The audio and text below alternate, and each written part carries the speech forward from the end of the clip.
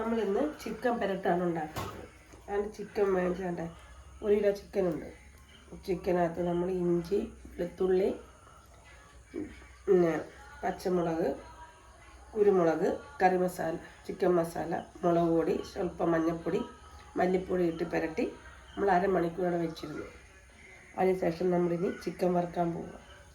Chicken വറുക്കാൻ ആവശ്യമായി വെളിച്ചെണ്ണ ഒഴിച്ചിട്ടുണ്ട്. വെളിച്ചെണ്ണ ഒന്ന് ചൂടായിട്ടുണ്ട്. നമ്മൾ കുറച്ച് ചിക്കൻ ഇട്ട് വറുത്തെടുക്കാം.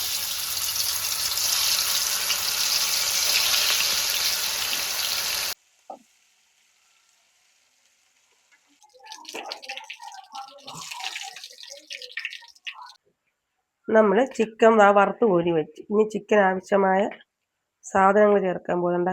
വെളിച്ചെണ്ണ കുറച്ച്, ചിക്കൻ ആവശ്യമാർക്കുള്ള കടുക് 2 കടുക് പൊട്ടട്ടെ, കറുകപ്പട്ട, പെരുംജീരകം എണ്ണയ്ക്കകത്തിട്ട് കൊടുക്കാം. അതുകൊണ്ട് ഊരിയട്ടയിൽ കിടന്നു.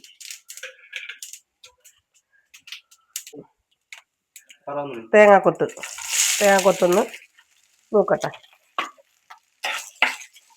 അല്ല, തേങ്ങ ഒരു ബ്രൗൺ കളറായി. അപ്പോഴത്തേക്ക് നമുക്ക് 10-15 കഷ്ണം അല്ലി വെളുത്തുള്ളി അതൊന്ന് ആവട്ടെ. ഒരു ഇച്ചിരി വലിപ്പമുള്ള കഷ്ണം ഇഞ്ചി,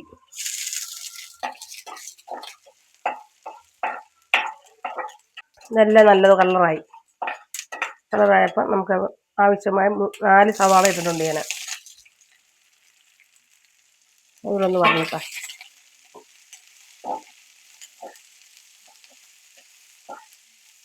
നമ്മുടെ ചിക്കന് ഉപ്പുള്ളതാണ്.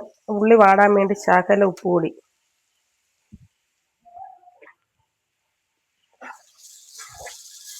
ഇതൊന്ന് ഇളക്കി വെക്കാം.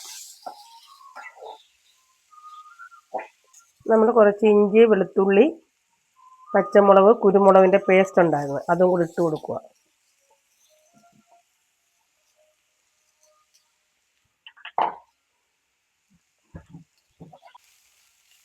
ഉള്ളി ഒന്ന് വാടി വന്ന് തക്കാളി, പച്ചമുളക്, കറിവേപ്പില ഇതെൻ്റെ കൊടുത്ത് കിടക്കട്ടെ.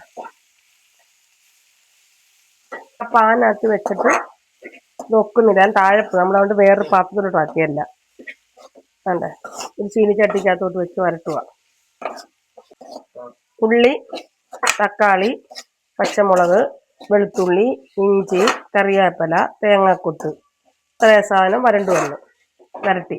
അതിനാവശ്യമായ സാധനങ്ങൾ: കുരുമുളക് പൊടി, മുളക് പൊടി, 2 സ്പൂൺ മുളക് പൊടി, 1/4 സ്പൂൺ മല്ലിപ്പൊടി, 1/2 സ്പൂൺ മഞ്ഞൾപ്പൊടി, 1.5 സ്പൂൺ കുരുമുളക് പൊടി ചേർത്ത്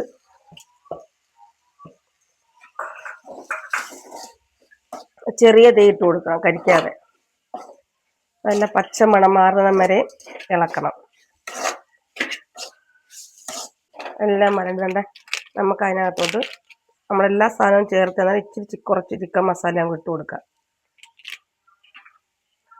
ചിക്കൻ മസാല ഇട്ട് ഇളക്കി ചിക്കൻ ഇടാൻ പോവുക. നമുക്ക് ഇട്ടെ ചിക്കനും കൂടി ഇട്ട് നമുക്കൊന്ന് ഇളക്കാം എല്ലാം കൂടെ. ചെറിയ തീക്കകത്ത് നമ്മൾ 5 മിനിറ്റ് വെച്ചിരുന്ന്, എന്നിട്ട് വെള്ളം ചൂടാക്കണം. ചൂടാക്കി വെള്ളം ഒഴിച്ചു കൊടുക്കാവൂ. ഇച്ചിരി വെള്ളം, അതൊന്ന് വേവുന്നതിന് വേണ്ടി മാത്രം, പെരട്ടാവാനാ. നമുക്ക് ഇനി അടച്ച് വെച്ചേക്കാം. നമുക്കൊന്ന് തുറന്ന് നോക്കി ഒന്ന് ഇളക്കാം. അതിനകത്ത് എങ്ങനെയാണെന്ന്, അടിക്ക് വെള്ളമൊക്കെ ഉണ്ടോയെന്ന്. നമ്മുടെ ചിക്കൻ പെരട്ട് റെഡിയായി വരുന്നു.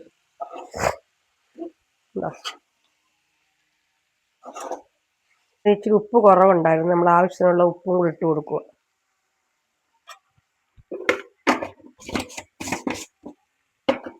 ആവശ്യമുള്ള കുറച്ച് കറിവേപ്പിലയും കൂടെ അതിനകത്തോട്ട് ഇളക്കി യോജിപ്പിച്ച് നിർത്താം. അങ്ങനെ നമ്മുടെ ചിക്കൻ പെരട്ട് റെഡി.